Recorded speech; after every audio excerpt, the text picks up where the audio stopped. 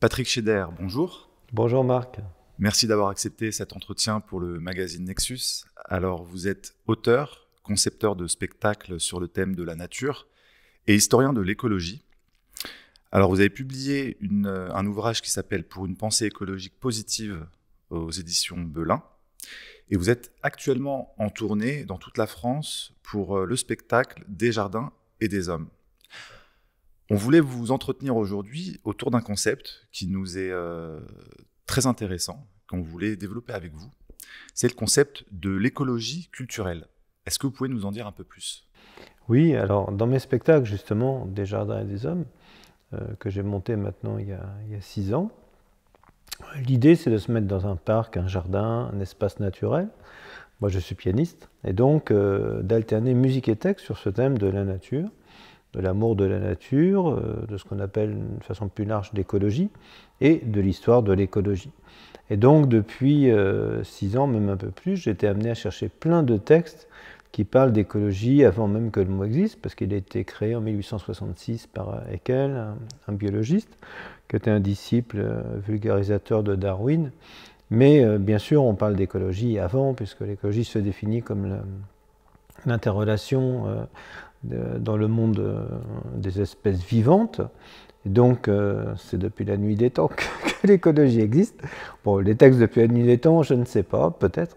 Mais en tout cas, dans notre culture occidentale, j'étais appelé à chercher des textes qui remontaient au Moyen-Âge, à la Renaissance, au XIXe siècle, plus près de nous, notre époque actuelle. Et j'ai découvert plein de choses, en fait.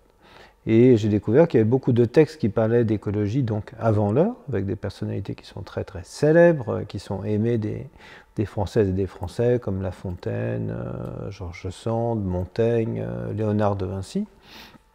Et que toutes ces personnes, finalement, je pense aussi à Michelet, le grand historien du XIXe siècle, parlaient déjà d'écologie, parce qu'il y a eu des problèmes climatiques ou liés à un abattage excessif de la végétation, notamment des forêts. Cette question se pose depuis très très très longtemps. Et ces personnalités-là ont agi, ont réagi par rapport à ça, ont écrit. Et je me suis rendu compte avec étonnement finalement que souvent mes amis écologistes ignoraient pour beaucoup un grand nombre de ces textes. Et ce que j'appelle l'écologie culturelle, il y a deux versants. Il y a cet aspect effectivement culturel, puisque les personnalités que je viens de citer sont souvent des écrivains, des écrivaines, parfois des musiciens. Vinci était aussi musicien, en plus d'être inventeur et peintre. Et donc, faire émerger tout ça et relier notre culture finalement occidentale, qui sont ces personnalités vraiment fondatrices pour les Français, à une histoire d'écologie qui ne serait pas en rupture finalement, comme une sorte de nouveauté tombée du ciel il y a 30 ans à cause du réchauffement climatique, mais au contraire, ces questionnements que notamment beaucoup de jeunes remuent en ce moment, sont tout au contraire dans une continuité. Voilà. Ils ne sont pas dans une nouveauté qui serait quelque peu anxiogène en se disant on vient d'arriver sur Terre, il faut qu'on sauve le monde en 10 ans. C'est vrai qu'il y a de quoi avoir peur quand même, de se mettre mal à l'aise. Mais non, en fait, ils sont à la continuité de réflexions qui sont déjà existantes. Ils ont des grands aînés, des figures féminines, des figures masculines. Et ça me semble essentiel pour la jeunesse de savoir qu'elle a des racines, qu'elle a des aïeux un peu tutélaires, voilà, et que donc ils ne sont pas du tout seuls, et que ce combat n'est pas seulement de l'écologie contre le libéralisme ou le capitalisme, mais avant que le libéralisme et le capitalisme existent, il y avait déjà aussi ces questions qui se posaient là. Alors certes, il y a eu un effet bien sûr accélérateur du néolibéralisme, mais c'est une question aussi qui est de le rapport de l'humanité, de l'espèce humaine, avec ce qu'elle appelle la nature, c'est-à-dire ce qu'on est nous-mêmes, mais ce qu'on a trop tendance à penser comme nous entourant. Mais en fait, on est dans ce qui nous entoure. Voilà. On est un tout très très homogène. Quelles sont, selon ce que vous avez pu découvrir, les grandes différences entre l'écologie moderne, que l'on connaît tous, et cette écologie plus ancienne, plus traditionnelle ? Je ne sais pas si vraiment il y a de différence. Je dirais que bien sûr, surtout après-guerre, il y a eu une accélération de tous ces phénomènes. Mais on en parlait tout à l'heure un peu en off, par exemple des personnalités comme les peintres de Barbizon au XIXe siècle et George Sand, donc dans les années 1830 à 1860, se sont battus par exemple pour un massif forestier que les franciliens et les Français de manière générale connaissent très bien, qui est la forêt de Fontainebleau. Et déjà là, il y a Il y a un vrai frottement finalement entre les notions de libéralisme qui étaient représentées par le roi Louis-Philippe qui venait d'arriver au pouvoir en 1830 et dont beaucoup de ministres étaient des banquiers. Et puis ces peintres qu'on appelle maintenant les peintres de Barbizon, qui est un petit village en orée de la forêt, qui pour un bon nombre étaient parisiens. Ils avaient quitté Paris. Ils avaient dans les 25-30 ans maximum, donc c'était des jeunes. Ils avaient quitté Paris à cause de la vie chère, du bruit, déjà la pollution, des pandémies, c'était le choléra, ce n'était pas le Covid-19, mais c'était tout aussi menaçant, pour se réfugier et peindre tranquillement le paysage dans la forêt de Fontainebleau. Voilà, donc ça c'était dans les années 1835. Donc c'est des peintres paysagistes. Alors déjà à leur époque, peindre le paysage, c'était pas du tout un truc valorisé. Le paysage, ça n'existait pas. Ce qui existait, qui donnait une reconnaissance académique officielle, c'était peindre la peinture historique, voilà, des portraits. Le paysage arrivait en avant-dernière position. Donc déjà, la nature était en second plan à ce moment-là. Absolument, c'était comme une moquette décorative. Ça n'avait aucun sens, ce paysage. C'était un paysage décoratif. Voilà. Et comment ça s'est passé justement pour cette petite période historique? Comment ça s'est passé justement ce combat pour Fontainebleau à cette époque? C'est un double combat qui est super intéressant, parce que je crois qu'il peut vraiment inspirer les générations actuelles, qui à la fois faire reconnaître leur envie de peindre la nature, ce qui est quand même extraordinaire, maintenant ça paraît banal. Voilà. Mais à l'époque, c'était absolument, encore une fois, méprisable pour les académiciens. Et en même temps, quand Louis-Philippe arrive au pouvoir et qu'il voit à Fontainebleau qu'il y a beaucoup d'endroits qui sont soit des déserts, des grandes étendues sablonneuses, soit des étendues où poussent tout juste des genévriers, et puis des bruyères, et puis par-ci par-là des très très vieux arbres. L'administration des eaux et forêts de l'époque dit oui, mais tout ça c'est peut-être bien joli, ça plaît peut-être à ces messieurs les artistes, mais ça ne rapporte pas. Voilà, parce que ça appartient à l'État ou à la couronne. Enfin, c'est un sujet qui est national, des finances nationales. Et ils disent voilà, il faut donc planter des pins sylvestres qui seront de bien meilleurs rapports que les chênes là qu'on va couper, qu'on va vendre. À la place, on va mettre des pins, ça pousse vite, on peut les revendre rapidement et on va valoriser ce terrain. Alors, les peintres qui étaient super tranquilles dans la forêt, ils voient qu'on est en train de détruire leur instrument de travail qui était la nature, qui était surtout les arbres, des très très vieux arbres, 400, 500 ans. Ils vont s'élever contre ça. Ils vont devenir activistes malgré eux, en fait. L'activisme n'existe pas dans la forme, évidemment, actuelle. On est activiste parce qu'on réagit contre quelque chose, mais ce n'est pas organisé. Voilà. Et ils vont aller, ces jeunes peintres qui se sont réfugiés dans une auberge à Barbizon, qui s'appelle l'auberge Gall, qui est un peu leur QG. Voilà. L'administration plante les pins. La nuit, ces jeunes gens qu'on appelle les bisons, parce qu'ils habitent à Barbizon, vont aller arracher les pieds de pin. Bref, ils font un peu comme les faucheurs de maïs OGM actuellement. Ils résistent à l'État. Voilà. Et ils vont gagner, en fait, voilà, parce que d'un premier temps, Louis-Philippe va freiner cette action d'éradication des chênes et puis d'investissement de zones désertiques. Donc il y a une première victoire, je crois que c'était en 1838. Et puis Louis-Philippe va être renversé en 1848 par une révolution. Une révolution, elle avait mis au pouvoir en 1830. Elle va le retirer du pouvoir en 1848. Donc on arrive au prince-président Louis-Napoléon Bonaparte, qui va devenir Napoléon III, 2 ans après. Et les peintres reviennent à l'attaque. Voilà, ils disent, oui, mais maintenant qu'on a changé de régime, la forêt de Fontainebleau continue à être surexploitée et mal exploitée. Et donc, leur meneur, qui est Théodore Rousseau, qui est un peintre paysagiste extrêmement important, écrit au duc de Morny, qui est le demi-frère de Napoléon III. Et ils vont, à cause de ce lobbying finalement absolument citoyen, mettre d'un côté la presse de leur côté, parce que cette fois-ci, le paysage commence à être reconnu grâce à leur action artistique. Et du coup, préserver ce paysage devient un sujet beaucoup plus important, sérieux. Voilà. Et il faut bien avouer que c'est un despote, finalement, Napoléon III, voilà, qui va prendre les premières mesures de protection d'un espace naturel au monde. Donc en 1853, il demande un plan de réaménagement de la forêt dans lequel on garderait pour les artistes un espace préservé. Ce plan n'est pas assez ambitieux, Napoléon III veut plus. Et donc en 1861, il y a un décret impérial qui sanctuarise 1067 hectares, si je m'en souviens, et c'est une première au monde. Hein. On dit souvent le premier parc naturel au monde préservé, c'est Yellowstone, c'est faux, parce qu'en fait c'est la forêt de Fontainebleau en 1861, et Yellowstone, ce sera en 1872. Donc c'est une première victoire qui est absolument essentielle. Voilà. Alors après, je vous passe tous les détails. L'État revient à la charge de nombreuses fois en disant bah oui, on sait bien que c'est préservé, mais on a besoin d'argent. Enfin, l'État a toujours besoin d'argent. Je veux dire, en 2022 comme en 1861, ça n'a absolument pas changé. Et donc, précisément, en 1870, la France perd la guerre qu'elle avait malencontreusement déclarée à la Prusse, hein, bêtement même déclarée. Et on doit, je crois, 5 milliards or à l'Allemagne de dédommagement, c'est énorme. Donc on a besoin de nouveau de couper. En 1870-1871, on n'avait rien coupé parce qu'on avait autre chose à faire. Mais là, l'État dit, allez, il faut qu'on vende des lots, il faut qu'on coupe. Et là, donc, arrive George Sand, bon, qui n'est pas du tout une nouvelle venue dans l'histoire, parce que c'est elle qui avait mis à la mode cette forêt en 1833 par un article très élogieux d'un roman qui s'appelait Obermann et qui mettait en scène cette forêt. Et ça a été pour les romantiques une vraie révélation. Et du coup, Fontainebleau est devenue la forêt mythique des romantiques.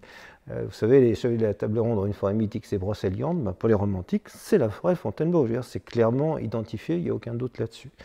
Et donc George Sand écrit une tribune, vraiment, dans un journal qui est un peu l'équivalent du Monde de l'époque, qui s'appelle Le Temps.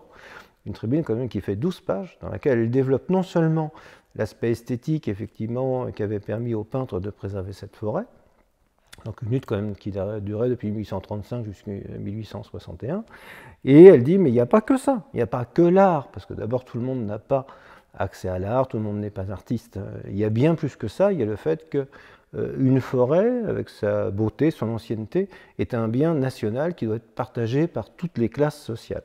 Et elle commence à développer les arguments de l'écologie. Elle explique que si on déforeste, l'atmosphère va se réchauffer. Elle parle déjà de la forêt vierge, alors ça nous évoque l'Amazonie, qui va vite, qu'on est en train de détruire à une vitesse incroyable. Elle dit que si ça continue comme ça, la vie peut disparaître sur Terre à cause de la faute finalement de l'humain et pas à cause d'une catastrophe naturelle. Et elle met en garde. Elle dit qu'il faut donc préserver cette forêt, non seulement pour sa beauté, mais aussi parce qu'elle est utile et nécessaire à la vie, point barre. Et ça, c'est le vrai argument de ce qu'on appelle désormais l'écologie. Alors je ne sais pas si elle connaissait le mot écologie, là, le texte date de 1872, ça fait 6 ans que ce terme existe déjà, elle ne l'utilise pas, mais elle appelle une sorte de révolte citoyenne. Elle dit qu'il faut tous nous élever contre ce qu'elle appelle, c'est ses propres termes, des mesures d'abrutissement et d'insanité, au nom du bien général.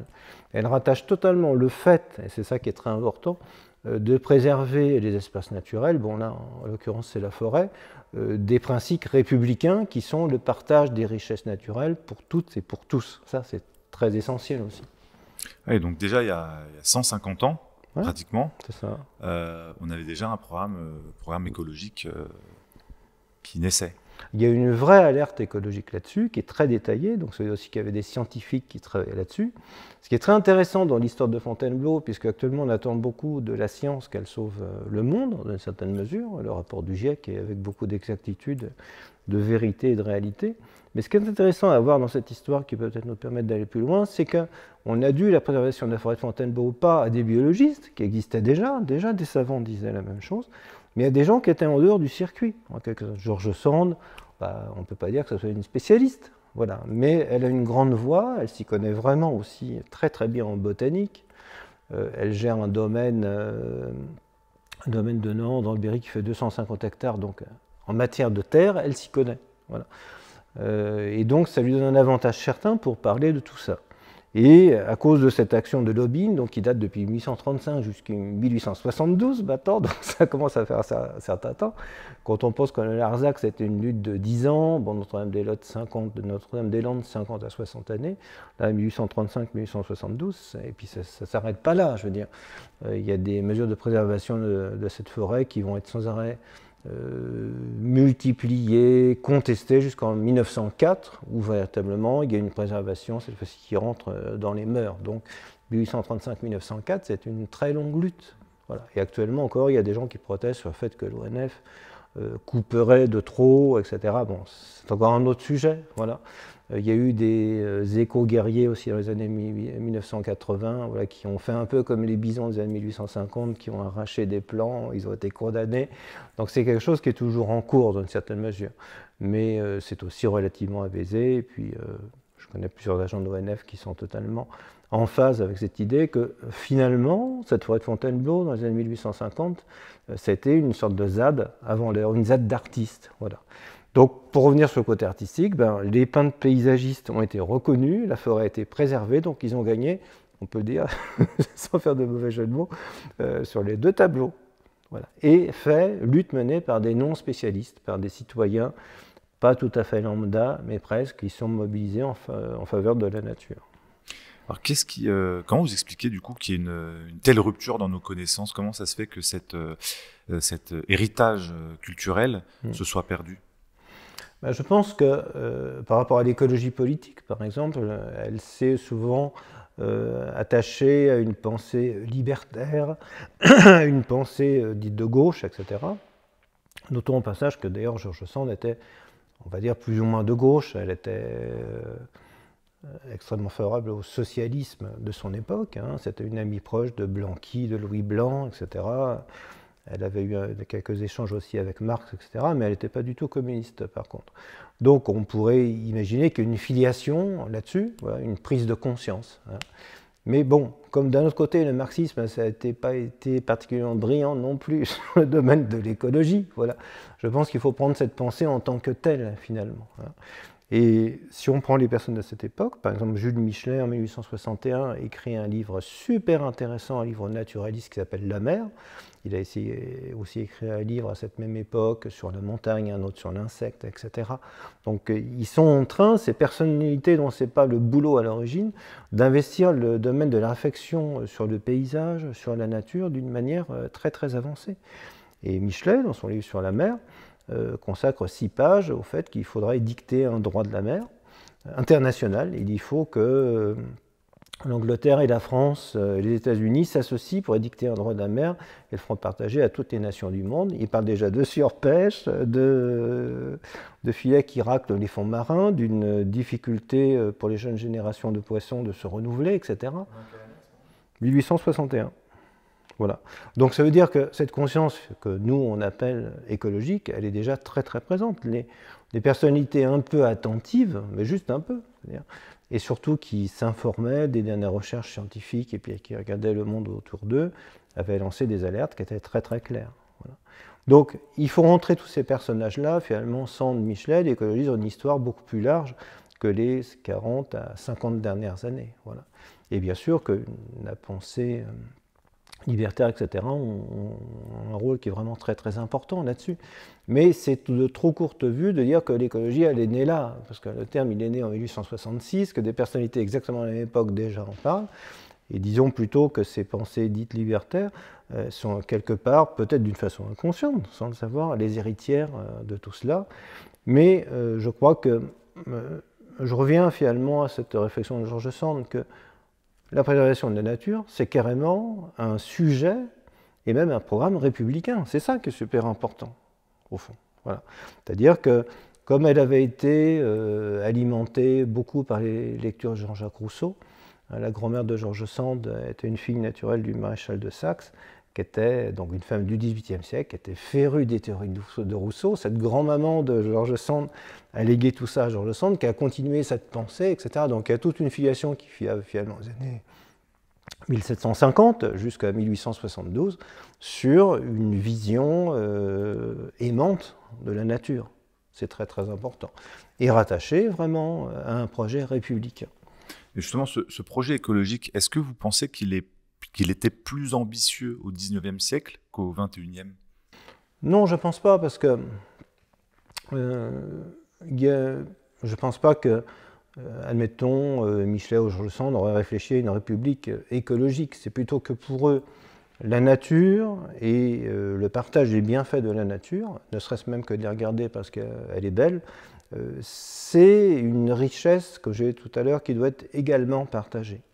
Je pense notamment à un aspect de ce texte où elle parle de ce qu'on appelle maintenant la bioingénierie. Donc, ce qui est assez incroyable en 1872, où elle dit qu'elle est, d'une manière ironique, elle espère que ne viendra pas cet heureux temps où les riches pourront maîtriser le climat et chasseront les nuages pour avoir toujours un ciel bleu au-dessus chez eux. Voilà. C'est d'actualité ce sujet. C'est totalement d'actualité. On voit avec ce qui se passe dans les différents pays, justement, qui s'approprient des technologies, que ce soit en Europe, aux États-Unis ou en Chine, pour faire pleuvoir ici ou là, par différentes méthodes. On parle aussi parfois de géo-ingénierie pour maîtriser le climat ou pour éviter, entre guillemets, qu'il se dérègle trop.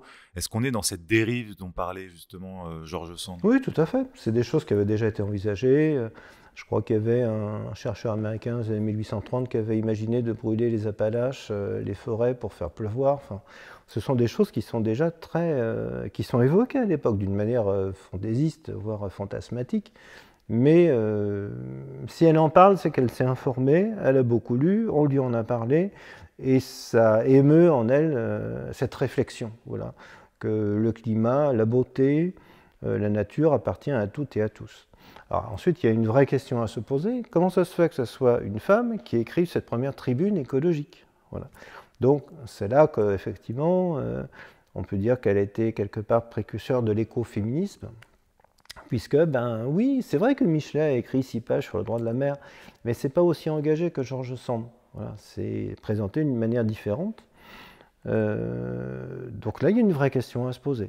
Voilà, parce que dans les années 1830, George Sand, en 1830-1836, elle défend ce qu'on appellerait maintenant les droits de la femme, c'est-à-dire le droit à disposer de son corps, de faire l'amour avec qui elle veut, de porter le pantalon, de fumer le cigare, etc., de vivre librement, de s'assumer librement. Si elle écrit, c'est pas au départ par goût, mais c'est par nécessité d'être indépendante de son mari et de gagner sa vie. Donc elle travaille, voilà, elle assume sa vie. En 1848, elle est extrêmement engagée dans la Révolution de 1848. Elle écrit avec le Dru-Rollin les bulletins de la République. Elle a vraiment une action politique, quoi. Voilà, totale. Bon, ça ne marche pas. Après, c'est une République très conservatrice qui est élue. Et puis en 1872, son dernier combat, finalement, puisqu'elle meurt 4 ans après, ça va être en faveur de l'écologie. Donc, droit des femmes, amour de la République et de la démocratie, et ensuite amour de la nature et de ce qu'on appelle maintenant l'écologie, dans sa vie de 1830 à 1872, ben oui, on ne peut pas dire autre chose, c'est ce qu'elle a fait. Et quand les jeunes filles maintenant, dans une ZAD par exemple, ou dans les revendications, de manière générale, mettent des slogans féministes en disant, voilà, fin de la domination de l'homme sur la femme, c'est la même chose que la fin de la domination de l'humain sur la nature, ben c'est exactement ce qu'a fait George Sand, on ne peut pas dire autre chose. Alors, elle le dit avec des mots un tout petit peu différents. Elle avait quelques amis féministes, mais sur lesquels elle était assez critique, par ailleurs. Elle pensait aussi que les femmes ne pourraient avoir le droit de vote que lorsqu'elles auraient une égalité d'éducation avec les hommes, c'était trop tôt encore à son époque, donc là il y a beaucoup de débats. Mais elle est pour une égalité des sexes, finalement, et comme elle le dit elle-même, il n'y a qu'un sexe, à sa connaissance, qui est le genre humain. Voilà. Ensuite, comme dans toutes les autres espèces, il y a un mâle et une femelle, mais il y a une espèce qui est l'espèce humaine. Et les différences qu'il y a entre les sexes, qu'elle voyait très bien à son époque, elle les trouve nulles et non avenues. Pour elle, c'est même pas un sujet, quoi, sur lequel on n'aurait même pas besoin de se battre. Elle se bat contrainte et forcée. Elle est déjà moderne avant l'heure, George Sand. Est-ce que, selon vous, c'est une figure centrale de l'écologie culturelle? Pour moi, oui. Je pense que c'est vraiment très, très important. Elle n'est pas seule. C'est-à-dire, il y a aussi des personnalités comme Michelet, qui est quelqu'un d'absolument crucial en France, qui a écrit le récit national français.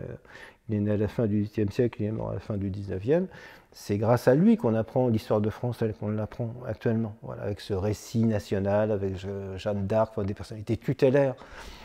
C'est une époque, il faut se rappeler le XIXe siècle, où il y a eu, je ne sais pas, 7 ou 8 régimes différents qui sont succédés, souvent dans la douleur, entre Napoléon, la chute de Napoléon, Louis XVIII, le retour de Napoléon, Charles X, Louis-Philippe, etc., des révolutions.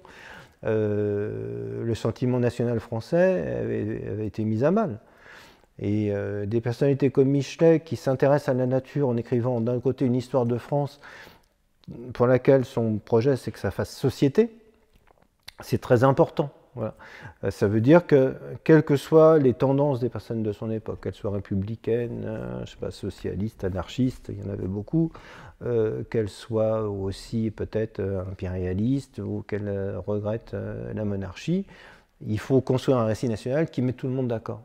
Qui disait, malgré nos différences de sentiments, de perceptions, de choix même politiques, on a une histoire de France à laquelle tous collectivement on tient. Voilà.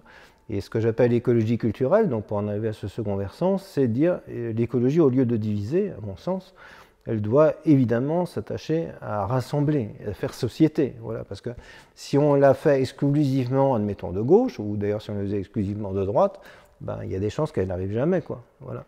Donc il faut bien que le projet écologique soit rassembleur pour créer une adhésion majoritaire dans la société française, avec nos traditions, avec notre culture, et pour qu'elle fasse corps et qu'elle soit effective, finalement. Voilà. C'est un accord national, ça. Vous pensez qu'il y a de la place pour cette histoire de l'écologie dans le paysage politique, sachant que les partis écologiques ou les personnalités politiques qui en parlent, souvent ne font jamais mention de cette histoire et de cet héritage. En fait, c'est parce que on est toutes et tous, on est tributaires d'une sorte de dictature de l'actualité. Voilà. C'est pratique, on a l'impression toujours que tout est nouveau. On parle de nouveaux imaginaires, de tout est nouveau. Bon, souvent, c'est des choses qui sont en fait très anciennes. Voilà. Et d'autres, parfois, sont vieilles. Je crois que les jeunes générations, et qui parlent avec justesse, et je les trouve bien fondées d'une recherche de nouveaux imaginaires, ont totalement raison, pour deux raisons. La première raison, c'est qu'on n'imagine pas qu'une société puisse évoluer sans justement l'imaginer.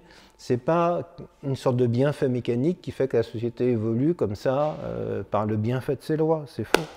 Les lois ne sont que l'émanation de désirs, de projets philosophiques même. Voilà.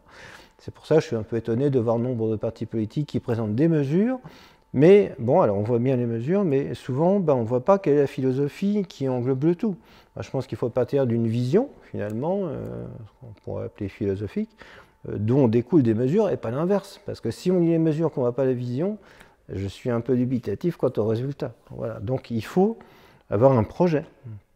Je pense qu'un projet écologique est aussi un projet social, doit être un projet sociétal et doit être de toute façon obligatoirement un projet qui fasse société avec des gens évidemment de perceptions très différentes. C'est là que le projet écologique gagnerait. Voilà, c'est l'effort qu'ont fait ces personnalités du XIXe siècle qui avaient connu l'instabilité politique.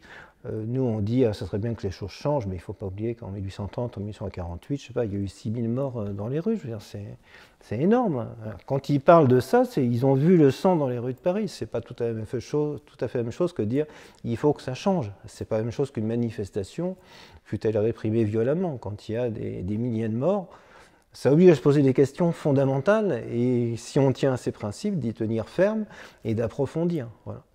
Donc je crois qu'on est un peu trop tributaire d'une dictature du présent, qu'on veut bien s'administrer, et que les jeunes générations, quand elles parlent de nouveaux imaginaires, c'est ça qu'elles cherchent, au fond. Dans leurs nouveaux imaginaires, je pense à ces néo-ruraux qui quittent les villes pour s'installer à la campagne, qui vont reprendre des pratiques qui sont plus proches de celles de leurs arrière-grands-parents plutôt que de celles de leurs parents, retrouvent des choses finalement que leurs ancêtres ont fait, et je crois que de connaître une antériorité de leur pensée, ça leur permet d'être plus forts finalement.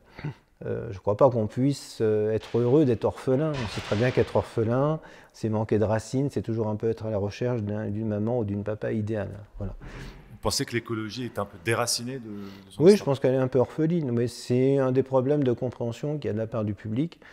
Que le grand public, on a beau lui répéter que le rapport du GIEC dit ceci, dit cela, pour les gens, il y a quelque chose qui est un peu impalpable. Voilà. Alors, l'aspect scientifique est évidemment extrêmement important, mais il n'y aura jamais un gouvernement de scientifiques. Et ce qui est embêtant aussi avec ce genre de rapport, c'est qu'il met le point uniquement sur des aspects assez abstraits comme le CO2, donc on parle beaucoup de CO2, mais finalement, la nature, on n'en parle plus du tout. Les équilibres, la biodiversité, on n'en parle pas. Les pollutions et autres. Donc c'est vrai qu'effectivement, on a l'impression que c'est assez réducteur, contrairement à cette pensée que vous nous expliquez sur ce concept de l'écologie culturelle, où il y a un aspect qui est beaucoup plus proche de la nature. Là, on a l'impression d'être, je ne sais pas ce que vous en pensez, mais d'avoir une écologie qui est loin de la nature? Je pense que l'écologie, elle doit être sensible. Elle ne doit pas être seulement de raison, de rationalité. Je crois que c'est ça qui est très important. En fait, la science joue son rôle. On voit même d'ailleurs que George Sand s'en inspire, et Michelet aussi, et beaucoup de personnalités à leur époque. Mais ça ne sera jamais suffisant, puisqu'on ne vit pas d'une façon scientifique. Si on devait vivre tout d'une façon scientifique, on va aussi avoir en tête qu'il y a la relativité du temps, que donc le temps est relatif, etc. Et bon, quand vous allez faire vos courses, je ne suis pas sûr que vous y pensiez beaucoup à tout ça. Voilà. Donc la science a un rôle à jouer. Ensuite, il faut que ça descende dans la culture. Donc c'est ça qui me semble essentiel. Et chaque nation, chaque continent a sa culture qui lui est propre. Et ça, on ne peut pas non plus en faire fi. Voilà. Des choses qui peuvent marcher au Canada ou je ne sais pas, ou en Irlande, ne marchent pas forcément en France parce qu'on a des habitudes culturelles qui soient différentes. Donc je pense qu'on doit aller aussi chercher dans notre fond culturel, finalement, des ancêtres qui en plus sont reconnus au niveau international. Je pense à Sand, je pense à Jean de La Fontaine qui critique aussi la déforestation effrénée que faisait Louis XIV pour repeupler son parc de Versailles, etc. Je pense à Montaigne aussi qui parle de la condition animale d'une manière très très pertinente. Ça, c'est notre culture, elle est reconnue au niveau international. Donc on a bon droit de se réclamer de tout ça pour dire nous sommes dans cette continuité, nous les jeunes, avec nos revendications, nous sommes les continuateurs de cette veille finalement, quelque part écologique, voilà, que nos ancêtres ont fait et que tout le monde par ailleurs admire. Qu'est-ce que vous pourriez conseiller aux internautes qui nous écoutent comme ouvrage, en dehors du vôtre, hein, qu'on rappelle là, pour une pensée écologique positive, quels ouvrages ils pourraient lire, peut-être du 19e siècle, pour s'approprier, découvrir cette pensée? Je pense que ce document de George Sand est très important. Il est inclus dans un ensemble qui s'appelle Impressions et souvenirs. C'est paru, je sais plus, en 1873, je crois, donc le vivant de George Sand. Et ça agglomère différents articles, différentes pensées qu'elle avait sur la nature, mais aussi sur des sujets de société, etc. C'est un sujet de référence absolu pour moi. Il y a encore d'autres textes sur Fontainebleau. Il y a aussi un document super intéressant de George Sand qui s'appelle « Les nouvelles lettres d'un voyageur », où cette fois-ci elle parle de déforestation, mais sur la l'île de la Réunion. Donc on voit que ce n'est pas seulement sur le territoire métropolitain. Il y a aussi les contes d'une grand-mère qu'elle a écrit pour ses petites filles, où il y a le plus beau des contes, je trouve, c'est celui de la fée Poussière. Et la fée Poussière donc fait la leçon à une petite fille qui s'étonne de la marche des choses sur Terre. Et cette fée, puisque c'est une fée, lui montre qu'avant il y a eu des grands reptiles, les sauriens, qui ont disparu. Et la petite fille, elle dit c'est quand même dommage qu'il y ait eu tout ça. Si vraiment vous étiez une fée, il aurait fallu faire le monde parfait dès l'origine et tout serait bien. Et la fée lui répond mais ma petite chérie, c'est pas à toi que je vais apprendre, toi qui adore les oiseaux, mais qui par ailleurs te nourrit aussi d'oiseaux pour manger, que le monde est fait comme ça. Le vivant absorbe le vivant, se renouvelle, évolue, change sans cesse. Et que c'est ça la loi de la nature, qui n'est pas un Éden de toute éternité, mais qui est aussi éventuellement une dure loi, mais aussi une loi qui fait que ça marche. Voilà. Et donc il y a une certaine acceptation aussi de ça, voilà, qu'elle met en avant. Donc ça c'est un texte qui est vraiment très très intéressant. Et bien sûr les écrits de Jean-Jacques Rousseau, puisque je suis étonné là aussi que d'un côté, et ça je crois que c'est très français, on admire beaucoup Rousseau comme George Sand, hein, on dépeint toujours ces personnages comme d'un côté ils ont écrit des romans très beaux, voilà, qui sont des objets de rêve finalement, et puis de l'autre côté ils ont eu une action politique. Voilà. George Sand, on sait qu'elle a soutenu la Révolution de 1848, Rousseau on sait bien qu'il a inspiré la Révolution française. Bon. Mais la façon qu'on a de nous l'enseigner finalement, et là c'est vraiment l'enseignement qui est en cause, c'est de dissocier. Ben, je suis désolé, George Sand il ne savait pas couper en deux, et Jean-Jacques Rousseau encore moins. C'est ridicule, cette façon de présenter les choses. C'est en fait dire, ben ça c'est important, mais c'est juste dans le domaine du rêve, puis ça c'est beaucoup plus important et sérieux, c'est le domaine de la politique. Mais en fait, l'un nourrit l'autre. Voilà. Et Jean-Jacques Rousseau, je pense que sa révolution finalement, en dehors des textes législatifs comme le contrat social, donc ça c'est une autre chose à lire, c'est un peu ardu, mais ça vaut le coup. C'est aussi une révolution de la sensibilité. Avant Rousseau, la nature était quelque part un peu pour l'humain une ennemie, il fallait se garder d'elle, les forêts c'était sombre, c'était dangereux, il y avait des brigands. Avec Rousseau, la nature devient une amie. Ça c'est une révolution. c'est la révolution de la sensibilité, se dire qu'on peut communiquer quelque part avec les plantes, avec les arbres, ce que dit aussi Sand, ce que disent des personnalités comme Francis Allais actuellement, c'est toute cette filiation. Voilà. Et c'était absolument perceptible par les premiers révolutionnaires. Il faut rappeler qu'on avait rebaptisé les mois du nom des saisons pluvieuses, venteuses, que chaque jour de l'année portait soit un nom de fruits, soit de céréales, soit d'arbres. Il y avait le jour de la figue, de la prude. Bon, si ça, c'est pas une république naturaliste, je ne sais pas ce qu'il faut. Et quand les montagnards s'étaient emparés de toutes ces idées de Rousseau, quand ils vont arriver à cette sorte de nouveau culte qui est celui de l'être suprême, en fait c'est un culte de la nature. Voilà. Donc on voit que dès l'origine, et Rousseau s'en cachait pas, amour de la nature et projet républicain démocratique sont en fait liés. Voilà. Alors Rousseau il dit que la nature est bonne, elle n'est pas forcément morale, mais elle est bonne originellement, et puis que l'humanité s'est corrompue par la civilisation, la société. Bon, c'est une vision qui est assez partagée entre les bienfaits et certains méfaits finalement de la nature. Mais au fond, ce qui reste, c'est que la nature prend une place vraiment essentielle dans ce projet républicain. Elle est partie prenante carrément de notre République. Donc quand on pense à toutes les discussions qu'il y a actuellement, elles sont totalement héritières de ça. Il suffit d'aller voir ici, pas loin d'ici, au Panthéon, là où est enterré Jean-Jacques, sur le bord de son catafalque, qu'il y a écrit que voilà, il a su nous faire aimer la nature. C'est ce que les gens ont retenu. C'est absolument fondamental. Et je ne saisis pas pourquoi on ne se réclame pas de tout ça. D'abord parce que ce n'est pas si éloigné. Ensuite que c'est fondateur de nos institutions présentes. Et que si on veut justifier finalement le fait qu'il y aurait une république qui soit écologique, eh ben, c'est tout trouvé, c'est là. C'est vrai. Et on peut le démontrer en très très peu de temps, finalement, les textes sont là. Et donc se placer dans cette continuité me semble essentiel. Très bien. Merci beaucoup Patrick Scheder pour cet entretien. Avec et puis plaisir. pour votre analyse sur cette pensée écologique. On rappelle votre ouvrage pour ceux qui voudraient approfondir, pour une pensée écologique positive aux éditions Belin. Merci de l'invitation. Merci, à bientôt. Merci.